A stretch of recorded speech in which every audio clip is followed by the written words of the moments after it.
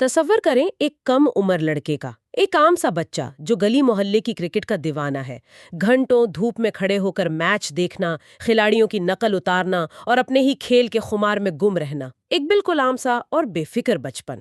ہاں، جیسا ہر بچے کا ہوتا ہے۔ بالکل، لیکن پھر اچانک اس کھیل کود کے شور میں اس بچے کے ہاتھ ایک کتاب لگتی ہے۔ کتاب کا نام ہے موت کا منظر، مرنے کے بعد کیا ہوگا۔ اب عام طور پر ایسے موضوعات تو بڑوں کے بھی پسینے چھڑوا دیتے ہیں۔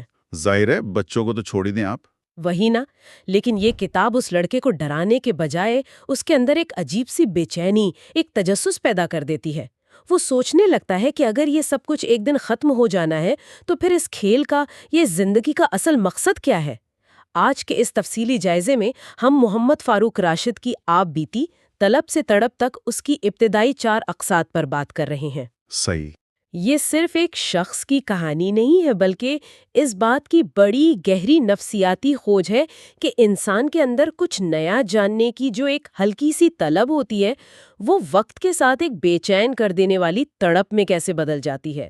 چلیے اس بات کی تہہ کھولتے ہیں۔ اچھا، یہاں جو بات سب سے زیادہ متاثر کن ہے نا، وہ یہ ہے کہ یہ کتاب زندگی کو محض گزارنے کے بجائے اسے سمجھنے پر زور دیتی ہے۔ اور یہ جو کتاب کا آپ نے ذکر کیا، دیکھیں یہیں سے دراصل اس پوری فکری عمارت کی بنیاد پڑتی ہے۔ یعنی سب کچھ وہیں سے شروع ہوا۔ بالکل۔ عام طور پر ہم سمجھتے ہیں کہ بچپن تو بس ایک لاپرواہی کا نام ہے، لیکن اس آپ بیتی کو پڑھتے ہوئے یہ بات کھل کر سامنے آتی ہے کہ شعور کے بیج تو انتہائی کم عمری میں ہی بو دیے جاتے ہیں۔ واقعی۔ اور اس بچے کے معاملے میں صرف وہ کتاب نہیں تھی، بلکہ اسی دور میں دادا اور دادی کی یکا بعد دیگرے وفات کا صدمہ بھی تھا۔ دیکھیں، ایک بچے کے لیے اپنے دادا دادی کا جانا صرف ایک جذباتی نقصان تھوڑی ہوتا ہے، یہ اس کے لیے عدم، یعنی کسی شخص کی غیر موجودگی کا پہلا عملی تجربہ ہوتا ہے۔ اچھا، یہاں مجھے ایک الجھن ہے۔ میرا مطلب ہے جب ایک بچہ پہلی بار موت کو اتنے قریب سے دیکھتا ہے اور ساتھ ہی ایسی بھاری بھرکم کتاب پڑھتا ہے تو نفسیاتی طور پر تو اسے ایک صدمے کا شکار ہو جانا چاہیے نا؟ ہاں، بالکل صدمہ ہونا چاہیے۔ اسے تو شاید رات کو ڈراؤنے خواب آنے چاہیے کہ دنیا ختم ہو جائے گی۔ یہ کیسے ممکن ہے کہ اس اندیشے نے اسے خوفزدہ کرنے کے بجائے ایک فکری راستے پر ڈال دیا؟ میں تو یہ سوچ رہی ہوں۔ اس کی وجہ یہ ہے کہ انسانی ذہن کا موت کے تصور پر رد عمل 2 طرح کا ہوتا ہے۔ پہلا رد عمل، جس کا آپ نے ذکر کیا، وہ خالص خوف ہے، جہاں انسان زندگی سے ہی کٹ جاتا ہے۔ صحیح۔ لیکن دوسرا رد عمل بہت مختلف ہے۔ جب کسی کھلے ذہن پر یہ حقیقت کھلتی ہے نا کہ دنیا کی ہر چیز، ہر رشتہ عارضی ہے، تو وہیں سے مقصد کی تلاش شروع ہوتی ہے۔ مصنف کے معاملے میں دادا دادی کی جدائی نے اس حقیقت کو سامنے لا کھڑا کیا کہ جو لوگ کل تک ہمارے ساتھ تھے، وہ اب نہیں ہیں۔ تو اس کا مطلب نکلا کہ یہ زندگی کوئی مستقل ٹھکانہ نہیں ہے۔ یہی بات ہے۔ اور اگر یہ عارضی ہے تو اس کا یقیناً کوئی بہت بڑا مقصد ہونا چاہیے۔ یہ موت کا خوف نہیں تھا، یہ دراصل کائنات کی حتمی حقیقت کو سمجھنے اور اپنے ہونے کا جواز ڈھونڈنے کی پہلی سنجیدہ کوشش تھی۔ اچھا۔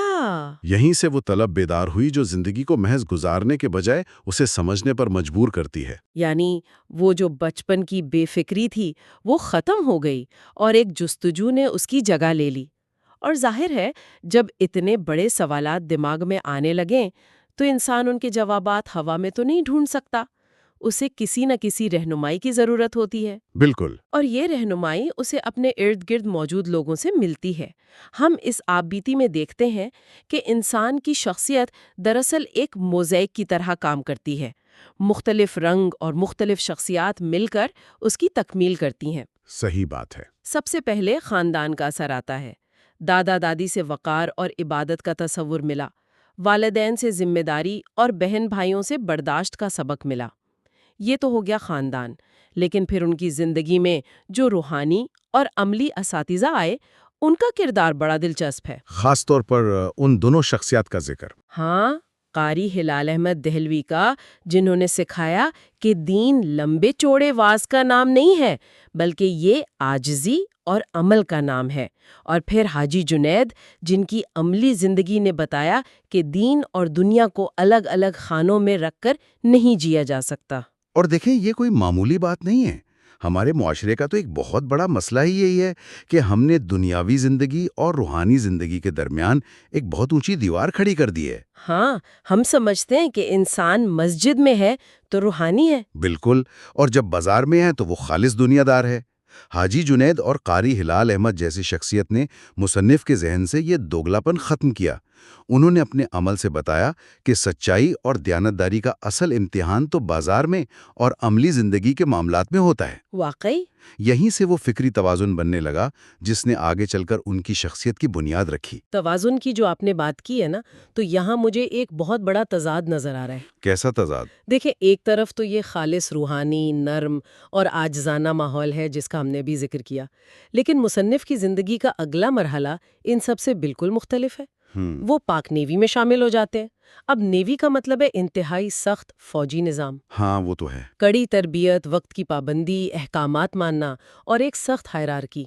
اور سب سے دلچسپ بات یہ ہے کہ اسی دوران ان کا تعلق تبلیغی جماعت سے بھی جڑ جاتا ہے، صحیح۔ جہاں خالص اجتماعیت ہے، سادگی ہے، درویشی ہے۔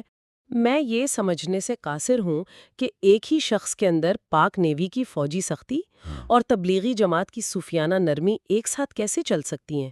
یہ دونوں تو ایک دوسرے کی مکمل ضد ہیں۔ کیا اس سے انسان میں کوئی ذہنی کشمکش پیدا نہیں ہوتی؟ بظاہر تو یہ ایک زبردست تضاد معلوم ہوتا ہے۔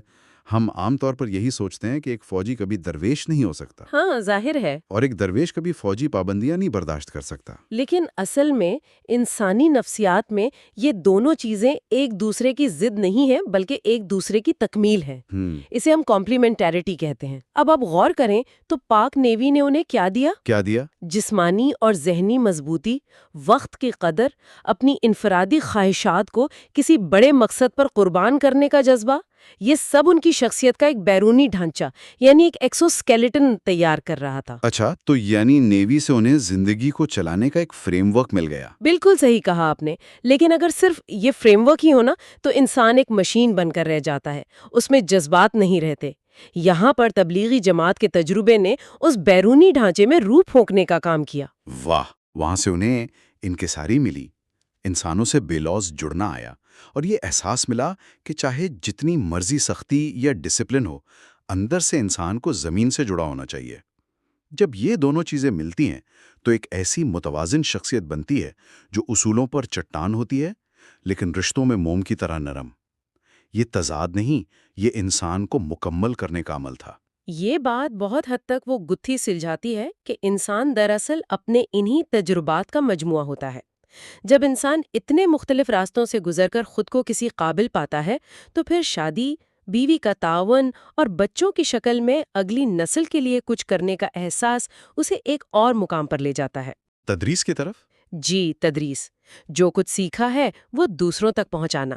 اور تدریس کے اسی سفر میں ایک ایسا واقعہ پیش آتا ہے جو ظاہراً معمولی ہے، لیکن اس نے مصنف کو اندر سے ہلا دیا۔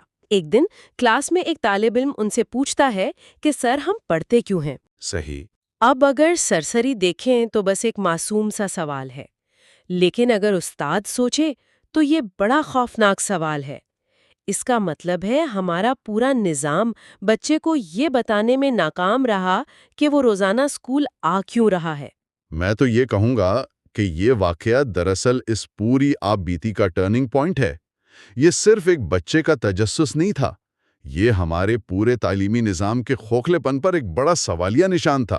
واقعی یہ اس بات کا ثبوت تھا کہ ہم بچوں کے دماغ میں معلومات تو ٹھوس رہے ہیں لیکن انہیں کوئی مقصد، کوئی ویژن نہیں دے رہے۔ جب مصنف نے یہ سوال سنا تو انہیں احساس ہوا کہ محض نصاب ختم کروانا اور ڈگریاں بانٹنا تعلیم نہیں ہے۔ تعلیم تو وہ ہے جس سے انسان کو اپنی، کائنات کی اور رب کی پہچان ہو، اور اسی بے چینی سے ویژن اکیڈمی کا جنم ہوا۔ اور ویژن اکیڈمی کا جو ماڈل انہوں نے پیش کیا وہ روایتی اسکولوں سے کوسوں دور ہے۔ انہوں نے نعرہ ہی یہ رکھا، عقل، شعور اور روحانیت، یعنی صرف عقل نہیں، روحانیت بھی لازمی ہے۔ لیکن مجھے اس میں جو سب سے متاثر کن چیز لگی وہ اس کا طرز تعمیر ہے۔ وہ دیواروں والا معاملہ؟ ہاں، دیواریں نیم کھلی ہیں تاکہ تازہ ہوا آ سکے، اور سب سے دلچسپ، ہال میں پودوں کے گملے لٹک رہے ہیں، اور یہ صرف سجاوٹ نہیں ہے، ہر گملے پر ایک بچے کا نام لکھا ہے اور وہ خود اس کی دیکھ بھال کرتا ہے۔ ہمارا نظام تو فیکٹری جیسا ہے جہاں ایک جیسی پروڈکٹ بنتی ہے۔ بالکل فیکٹری ہی ہے۔ لیکن یہ جو تصور ہے یہ ایک باغ کا ہے جہاں ہر پودا مختلف ہے اور الگ توجہ مانگتا ہے۔ میں بس یہ سوچ رہی تھی کہ عملی طور پر ایک پودے کی دیکھ بھال کرنے سے بچے کی ذہنی نشوونما پر کیا فرق پڑتا ہے؟ کیا یہ صرف ایک سرگرمی ہے؟ کتابیں رٹاتے ہیں تو آپ اس کے دماغ کا بس وہ حصہ استعمال کر رہے ہیں جو میموری رکھتا ہے۔ صحیح۔ لیکن جب آپ اس کے حوالے ایک زندہ پودا کرتے ہیں نا تو آپ اس کی پوری نفسیات پر کام کر رہے ہوتے ہیں۔ جب وہ بچہ روز اس پودے کو پانی دیتا ہے، اس کے سوکھے پتے کاٹتا ہے، اسے بڑھتا ہوا دیکھتا ہے، ہاں، تو وہ لاشعوری طور پر زندگی کے ارتقاء کو سمجھ رہا ہوتا ہے۔ یہ عمل اسے خود غرضی سے نکال کر ذمہ داری اور ایمپتھی یعنی ہمدردی کی طرف لے جاتا ہے۔ یعنی وہ محسوس کرتا ہے کہ ایک اور زندگی اس پر انحصار کر رہی ہے۔ بالکل۔ اور جب انسان میں ہمدردی آ جائے تو اس کی عقل میں توازن پیدا ہو جاتا ہے۔ وہ اپنا علم دوسروں کے نقصان کے لیے استعمال نہیں کرتا۔ روحانیت کا عملی مطلب یہی تھا کہ بچوں کو کائنات کے نظام سے جوڑا جائے، اور اسی لیے انہوں نے رسالہ انمول موتی شروع کیا تاکہ یہ خیالات صرف اکیڈمی تک محدود نہ رہیں بلکہ معاشرے تک پہنچیں۔ یہ بہت اچھی پیش رفت تھی، اور یہی بات ہمیں آج کے دور کی ایک اور بڑی بحث کی طرف لے جاتی ہے۔ جب ہم مستقبل اور تعلیم کی بات کرتے ہیں تو آج کل AI یعنی آرٹیفیشل انٹیلیجنس کا بڑا چرچا ہے۔ مصنف کا بھی ماننا ہے کہ AI تعلیم میں ایک بہت بڑا انقلاب لا رہی ہے۔ ظاہر ہے یہ پوری دنیا بدل رہی ہے۔ لیکن وہ ایک بڑی نازک سی لکیر کھینچتے ہیں۔ وہ کہتے ہیں کہ AI انسان کو کمال کی معلومات دے سکتی ہے، لیکن دانش اور بصیرت ابھی بھی انسان کے دل، تجربے اور ایک استاد سے ہی ملے گی۔ اب یہاں میں اس خیال کو تھوڑا چیلنج کرنا چاہوں گی۔ اچھا، پوچھئے۔ دیکھیں، آج AI اتنی جدید ہے کہ وہ طالب علم کی نفسیات کے حساب سے کورس بنا سکتی ہے، چہرے پڑھ کر بتا سکتی ہے کہ بچہ بور ہو رہا ہے۔ AI تھکتی بھی نہیں۔ تو جب ٹیکنالوجی اتنی ایڈوانس اور پرسنلائزڈ ہو چکی ہے تو کیا واقعی ہمیں مستقبل میں انسانی استاد کی ضرورت رہے گی؟ کیا یہ مان نہیں لینا چاہیے کہ AI انسان کو پیچھے چھوڑ دے گی؟ اگر ہم اس کو بڑے تناظر میں دیکھیں تو یہ دلیل آج کل بہت زور و شور سے دی جاتی ہے اور بظاہر ٹھیک بھی لگتی ہے۔ AI ڈیٹا اور پیٹرن سمجھنے میں ہم سے بہت آگے ہے، لیکن یہاں اس خلیج کو سمجھنے کی ضرورت ہے جو مصنف بتا رہے ہیں۔ کیسی خلیج؟ بصیرت یعنی وزڈم۔ یہ محض صحیح جواب کا نام نہیں ہے۔ ایک مشین کے پاس ہر سوال کا جواب تو ہو سکتا ہے، لیکن اس نے کبھی دکھ نہیں سہا، اس نے ناکامی کا تلخ گھونٹ نہیں پیا، رات کو جاگ کر کسی کو کھونے کا خوف محسوس نہیں کیا۔ اور استاد کے اپنے تجربات اس کی شخصیت کا حصہ ہوتے ہیں۔ بالکل۔ اور بصیرت انسان کے انہی ٹوٹنے اور جوڑنے کے تجربات سے جنم لیتی ہے۔ جب استاد کلاس میں کھڑا ہوتا ہے تو وہ صرف حساب یا تاریخ نہیں پڑھا رہا ہوتا، وہ اپنی جادوجہد کی داستان بھی بچوں میں منتقل کر رہا ہوتا ہے۔ جب بچہ پریشان ہوتا ہے اور استاد کہتا ہے کہ بیٹا میں بھی اس مشکل سے گزرا ہوں اور تم بھی گزر جاؤ گے، ہاں یہ تو ہے۔ یہ جو روحانی سہارا ہے یہ کوئی الگوریدم نہیں دے سکتا۔ AI بتا سکتی ہے کہ ایٹم بم کیسے بنتا ہے، لیکن کیا وہ چلانا چاہیے یا نہیں، یہ اخلاقی شعور ایک انسان ہی دوسرے کے دل میں اتار سکتا ہے۔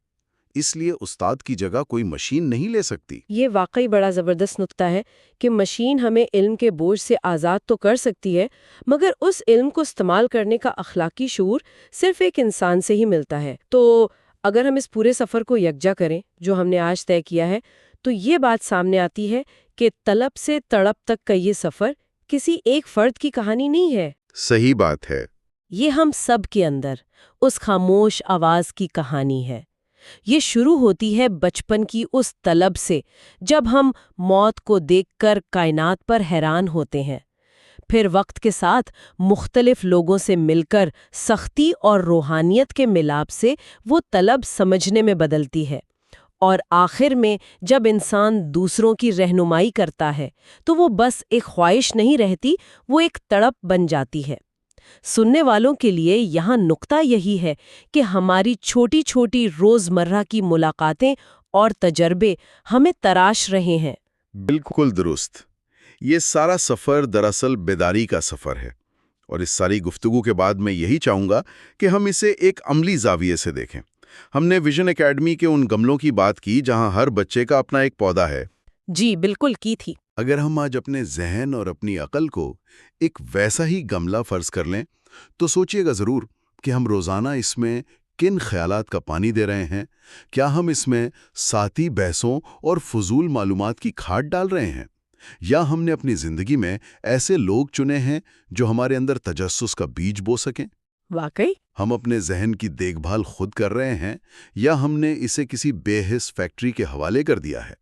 واہ، یہ واقعی ایک ایسی سوچ ہے جو انسان کو رک کر خود کے اندر جھانکنے پر مجبور کر دیتی ہے کہ ہمارے ذہن کی آبیاری کون کر رہا ہے۔ آج کے اس تفصیلی جائزے میں ہم نے اسی جستجو کو سمجھنے کی کوشش کی۔